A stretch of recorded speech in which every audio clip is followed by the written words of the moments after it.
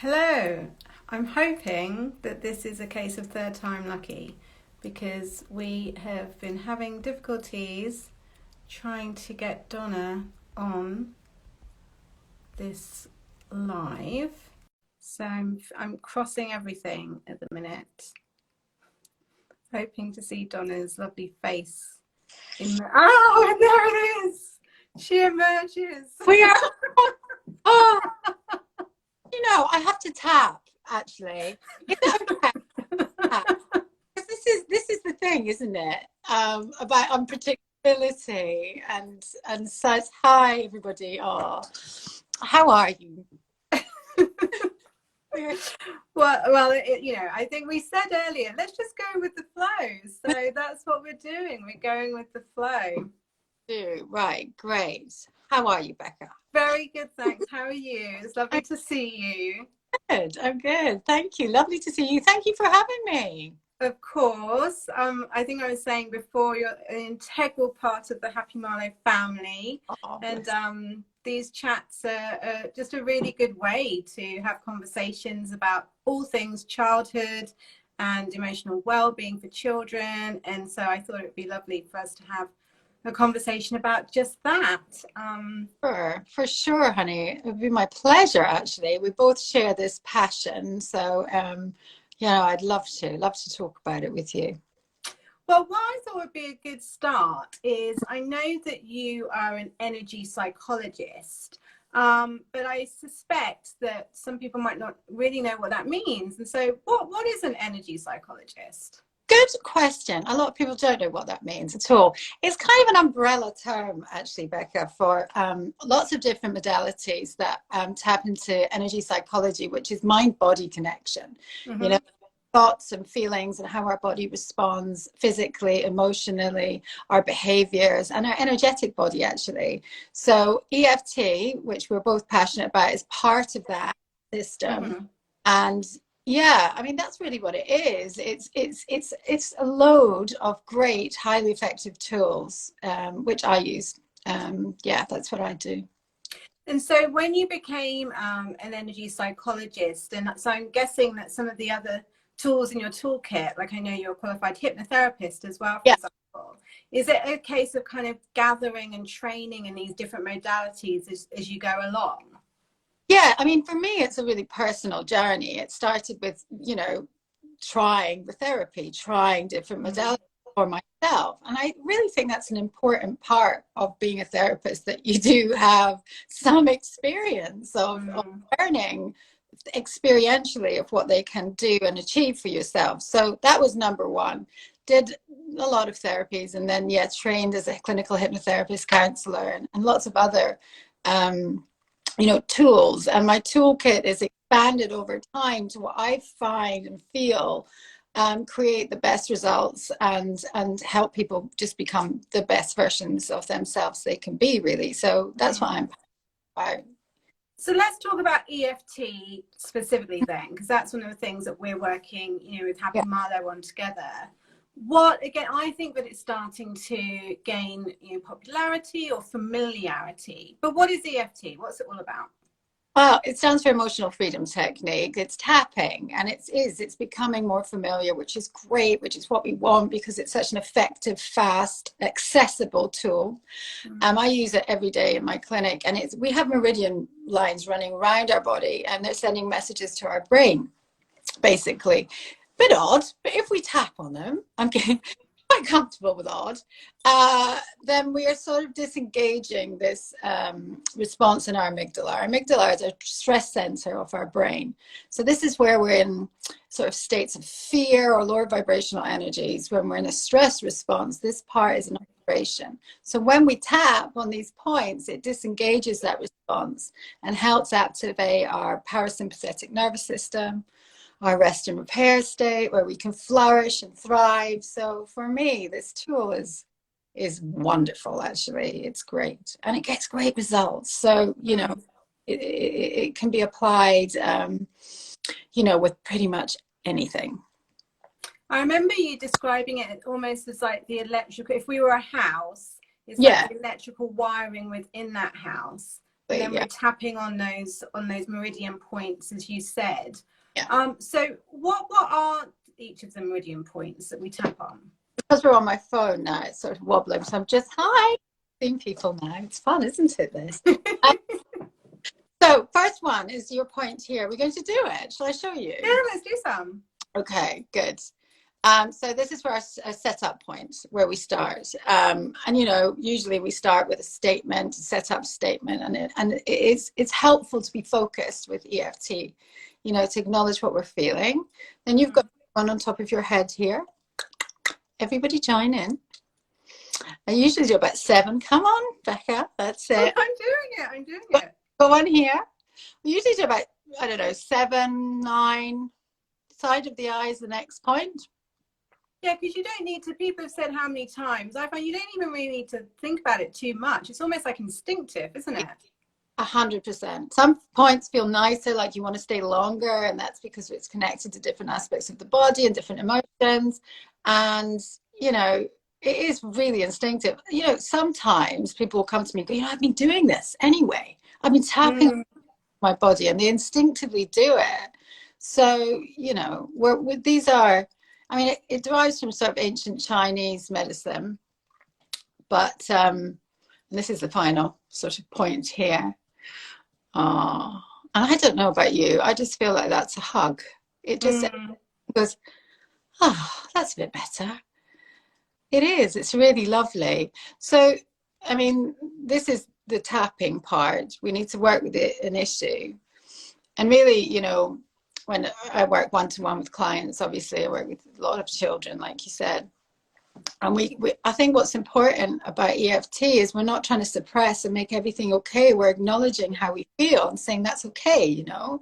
Yeah. So say it's fear or whatever is presenting itself, it's actually going, it's okay to have this fear. It's like almost making friends with it and saying, okay, I want to understand where you're coming from. And my philosophy is our body is a messenger. You know, it's teaching us, it's telling us what we're feeling, and for a reason. And that can be unblocked by using EFT. Yeah. So I know that EFT can be really effective on all kinds of things. But what do you find in your work with children? What kinds of issues can EFT be really helpful for children and young people? I mean, honestly, pretty much everything.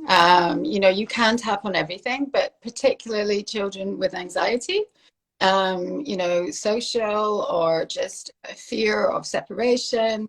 And anxiety is such a broad spectrum, and it's, you know, based around fear, and it can be fear of several different, you know, sort of ideas of what fear can be, especially, you know, in our situation at the moment. There's a lot of fear. So certainly anxiety, certainly habits, you know, nail biting, finger biting, sleep. I mean, anything, really, really anything. Depression, low mood, self-esteem. A lot of self-esteem can be derived from a negative belief system. And that's another thing we look at. So always looking at, okay, where did that fear first begin? Where's the initial sensory event that created that response in your brain? Ultimately, the brain is a pattern matching organ. It's amazing. It's going, we don't like that. We remember when that. So for me, working one-to-one, I'm always going, okay, let's go backwards. We're like detectives or, you know, explorers with children. And it can be really fun, actually. It's not like, you know, you come for a therapy session and you're sitting there and feeling like, oh, this is torturous. It's actually really empowering. Yeah. And, I think also, you know, with the different issues we work with, there's such a great sense of empowerment and joy that comes from working with children when they can find the solutions themselves. And that is great. And so we work creatively all the time. And the beautiful thing, as you know about children, is they're naturally in that part of their brain, that creative energy. And time, we lose that as we grow and we learn and we observe and we're conditioned and whatever our experiences are in life. So in actual fact, working with children is so much easier than working with adults in that way, because they're like, bam, bam, bam, finding solutions in this creative part of their brain. what EFT is, right? So, And just really open to it, right? Rather than, you know, kind of being skeptical or questioning. Children and young people are much more likely to just give something a try and yeah. see what the impact is. Yeah, they don't need to understand it in the analytical brain. It's moving into the creative, you know, it's wonderful. And it's, you know, I see a lot of children, you know, bringing this into school, using it in exams, using it in the class. And it's a subtle, you know, you could just be sitting there doing a little tap. Nobody needs to really know what you're doing, but it should be accepted. And it would be a great thing to get that into more schools. Yeah. I mean, you touched on the empowerment piece before. I know that's something you and I are just so excited about with Happy Marlo and reaching as many children as possible and giving, I often talk about kind of giving agency or creating a sense of agency within children, because I remember when I was little and growing up, you feel like you don't have any control about a lot of stuff. A lot of decisions are made for you. And so to me, there feels like there's magic in kind of providing these opportunities by which I can have a bit of control. I can understand my emotions about this and perhaps, you know, alter them, which I think is really exciting. Yeah, it's just shifting and using, you know, empowerment tools. Really, it is exciting. It is, because we've kind of been conditioned to think that there's something wrong with feeling these feelings as well. And there's nothing wrong with them. They're just completely normal.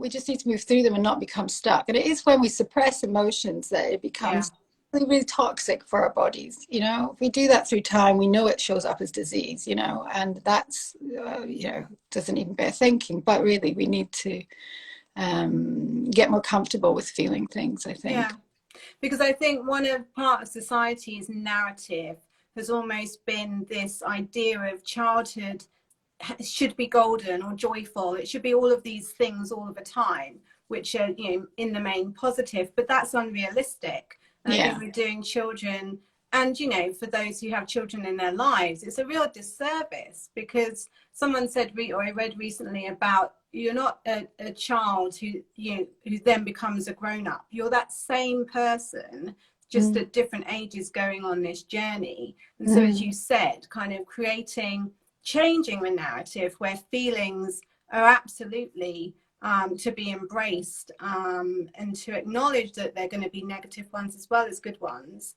is life. And that's what we should be working towards. I see we've got a question from Lisa. She was saying her 13-year-old is struggling being back in school. Do you have any tips for her to cope? Oh, yeah, absolutely. I mean, you know, with all the changes that we're feeling right now in our society, fear is so tangible. We're fearful of each other, the air, you know, what things. So it's fear that's going to be the base of that. And a couple of rounds of tapping around the fear and what that means for her is going to help. You know, introducing this technique is will be really helpful, Lisa. I think that, you know, obviously I treat one-to-one sessions, and that's the sort of condition that I would, or issue, sorry, that I would look at. But understanding where the fear comes from, what the voice of it is it about the current, what's the dialogue, what's the story? You said about the narrative. Okay, what's the story about it? Is it I don't feel safe, or is it the uncertainty? And understand the aspects of it. But if we tap as we go, then it starts to shift, Lisa. It's amazing. So, okay, what's that fear about?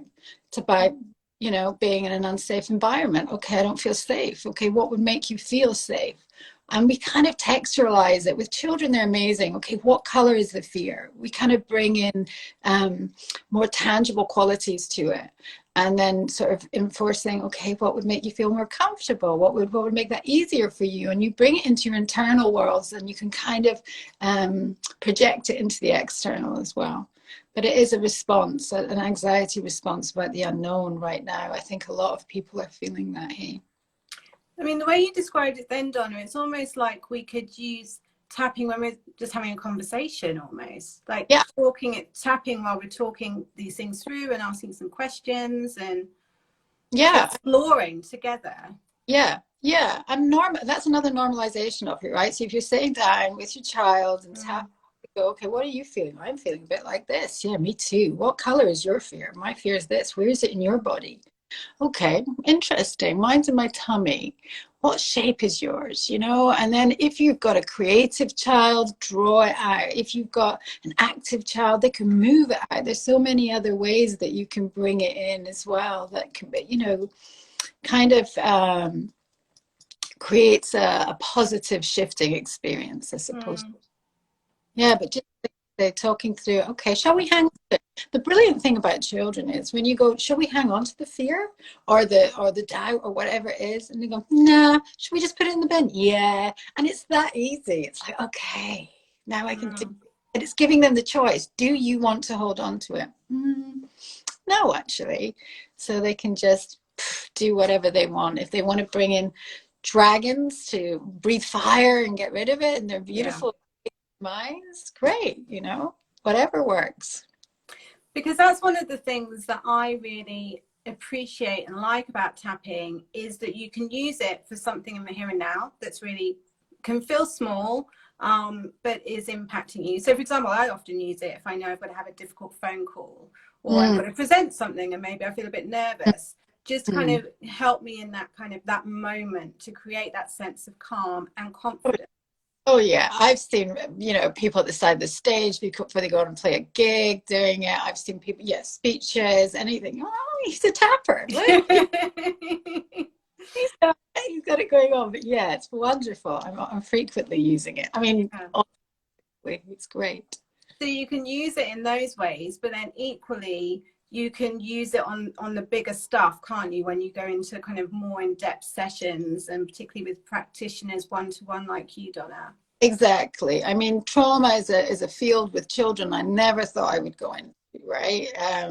Purely because I just thought it would be too deep. But actually, because we're solution focused as well with EFT, we're going in and you know, you don't need to know the story. You don't need to know the whole full detailed aspects of the bigger issue. It's actually finding the solution and then solving it. So yeah, you can do big issues. And it is, for me, in my opinion, the most effective tool for trauma. There are others that I am also trained in, but I do find that the quickest, the fastest, the most effective, and the less re-traumatizing as well. Yeah. So really distancing yourself from it, for sure. Yeah, I mean, just on a personal level, and I've gone through all kinds of different types of therapies and healing and support to get over some of my early years trauma. And I would definitely say that tapping has been the one that's just been able to really shift some of these deep rooted, you know, beliefs essentially, or experiences. And one of the many things that excites me about doing this work with children through Happy Marlo is having the opportunity to kind of get in when these things are happening and almost interrupt the chance for those feelings to really take root. I mean, what are your thoughts around that? Yeah, completely. I mean, I find it really, really empowering to be able to just instigate any level before it takes hold, you know, with anxiety especially. And I know I'm talking a lot about anxiety, but there's a lot out there. You know, it's a funny beast. It falls into all sorts of areas. So yeah, if there's something coming up, then deal with it in that moment. Absolutely. Is the best way to move forward. But you know, it is incredible that when we look at the messages that are coming up in the body, where it will take us back to as well. So that's working on almost like a timeline where you can move backwards in time. And we're talking even coming into the world with stuff, you know. Yeah. Amazing how far it goes back to how did you come into the world, and be a huge belief, you know, which I often ask when we go backwards. And aside from, you know, kind of traumatic experiences or worry and anxiety, it's also really useful. You can be feeling perfectly positive, right? It can be a way to enhance your mood or kind of just get you get your juju going. It doesn't have to just be that there's a problem as such. No, exactly. It's just, you know, we're activating your parasympathetic nervous system here. If you want to be in your total flow state and creative and you're, you know, you're all sparkly self, 100% use this. It's just lovely. You can notice, you might not even notice what you're holding in your body until Yeah. you do the tapping. And then it is like, just like I said, oh, it's like a lovely, it's like a nice hug. You know, I feel much lighter energy levels if you're feeling tired with pain, you know. So many different ways to just apply it. It's wonderful. One of the things I like to think about, and this is part of Happy Marlo's vision really, is like, what kind of world might we have, you know, if we're able to support children as they're growing up and, you know, support resilience and flex those emotional muscles. What kind of world could you imagine, Donna, if tapping became the norm? Oh, wow. I would love that, first of all, above everything. I mean, I see my mission, you know me, my mission is to help everyone come back to a place of love. Love is the highest vibration, where we come into the world with when we're supported and loved, okay, and fear and negative emotions at the bottom there. And if we use tapping to elevate and lift and build self-esteem, then we're living in a world where there isn't fear. And you imagine what that, it's just, it's mind-boggling. It's everything, how to actually lift and elevate people and our children into a more loving, vibrant way of life. And then that would change our society, that would change the way we see the world, our creativity, our health, everything. So for me, it is about that, about coming out of those fearful states of being where we are in survival, right? We're in that survival state of being. And from this place, we don't thrive. So, you know, it's about thriving. Thanks, Lisa. Oh. Do let us know if you have any more questions while we're on. We'll just be on a few minutes more. So, Donna, if people did want to work with you directly, what's the best way for them to find out more or get in touch with you? Yeah, I mean, my website, just go via my website, www.sourcehealth.com is my website. And yeah, just message the details and I'll get back to you as soon as possible. That's the best way. At the moment, I'm working via Zoom a lot, but also running clinics in Hampshire and up in Scotland. But excited to be doing some retreats as well. So, you know, there's plenty of ways and opportunities. And that's a nice thing as well, isn't it, with this, that we can do it digitally. I mean, there's always the benefits of doing things in person, sorry. But we've done a lot of work around this. We've done some Happy Marlo events online, and people still feel the benefit.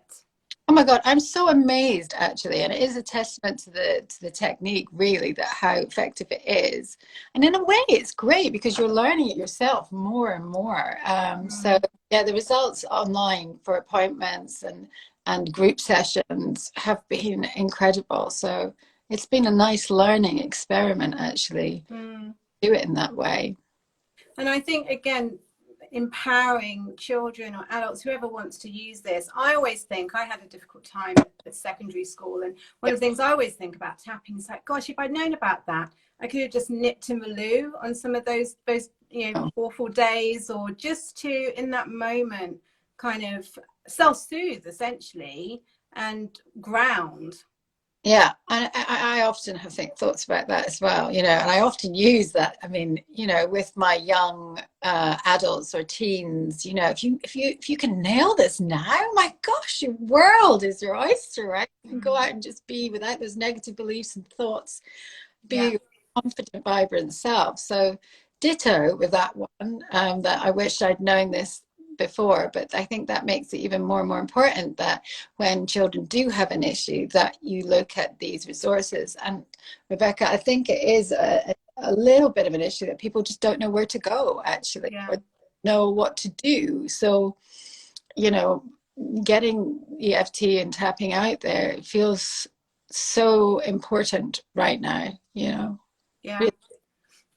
And that's, you know, that's what Happy Marlo is all about. That's where the kind of the idea came from for me when I started just asking some of those questions, getting curious about, well, hang on, what if we were able to change that experience when you're growing up? What kind of, I always say, what kind of adults might those children become? I know. And in turn, if they choose to become parents, what type of parents might they become? Yeah. And it just feels like there's an opportunity to really shift this generational trauma that all of us have been carrying around in different guises. We have a really important question here around, can tapping help with ADHD or is it more anxiety? I mean, I'm smiling because that's one of the areas that we're looking at around supporting neurodiverse children. But Donna, what's your experience with that? Absolutely. The thing about EFT is that you can work with everybody with it, and it will help on some degree completely. You know, whether it's around the issue or a diagnosis, or what issues are kind of informing that response. So, you know, 100%, I would look at tapping for ADHD. Yeah. There's quite a lot of studies, citrine reflexology, I don't know your name, but there are quite a lot of studies actually showing how tapping can help with children with ADHD and autism. And actually, I'm going to signpost, we've just launched a guide to tapping, which you can find on our website at happymarlo.com. Donna has provided a really helpful video as well as part of that. And so you'll find some links in there as well to some specific research and evidence that shows how this can really help children in that way. And I think that's a great thing, isn't it? Because there is more evidence, there's more science behind this now, much, much more than we did, you know, a few years ago. So yeah, that's great. Cool. Yeah, it's only increasing. I know it's really important, I think, for a lot of parents and teachers and caregivers to understand that, to see what the evidence is. But equally, I know when we did a pilot with some families before Christmas, and even the kids were saying, well, I'd like to understand what is happening. Like, I feel better and I feel good, but why? So it's important to explain essentially how this works. Yeah, I think it just backs it up. I mean, you know, for me, I'm an experiential learner. I love to experience things and feel things, and that's enough for me. But a lot of people do need to understand the science behind it, and I understand that, especially, you know, take it into schools, which would be great, wouldn't it? Yeah. Yeah. I mean, is it Petter Stapleton's book that's out there? I think it's a really good a book on all the scientific aspects of it, but. Yeah, okay. We got another question there, Becca. There's another message about you being down in Leamington.